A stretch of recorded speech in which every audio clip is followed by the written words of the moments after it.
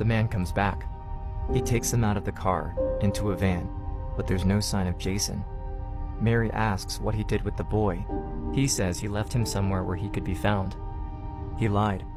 It will take months for the police to find out Jason had been murdered. But Mary is not stupid. She knows not to trust anything the man says, and she's terrified of what he might do to her or her daughter. We didn't know from minute to minute whether we would be alive the next minute.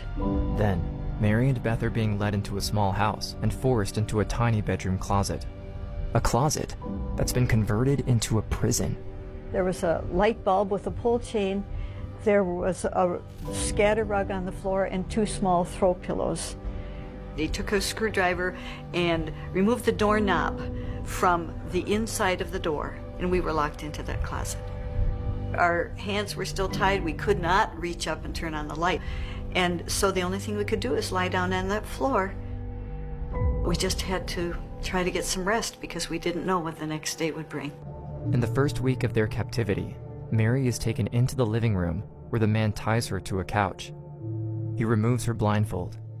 She sees that a camcorder is set up and she's being filmed.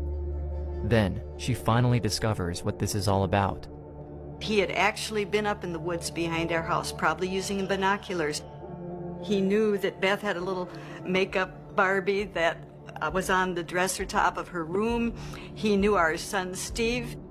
He knew that my parents had been to visit. He had followed me down the highway one time. In fact, he even knew where the spare key to our apartment was. The man was obsessed with Mary. He had been stalking her for 10 years. And since she was moving to the Philippines, he wanted to catch her before she got away. 15 years earlier, Mary is a high school teacher. In her classroom, a young boy named Ming Sen Shu becomes infatuated with her. 15-year-old Ming is reportedly violent toward his younger siblings, and his mother is terrified of him. This can only mean bad news for the teacher he locked eyes on. At the end of the year, he gets furious over a grade he claims broke his perfect score. He said, "Do you remember what grade you gave me?" And I said, "Well, no, I don't, but it must have been an F for you to do this to me." The grade? B-. Ever since, his obsession has only grown stronger. He resents Mary and wants her to love him at any cost.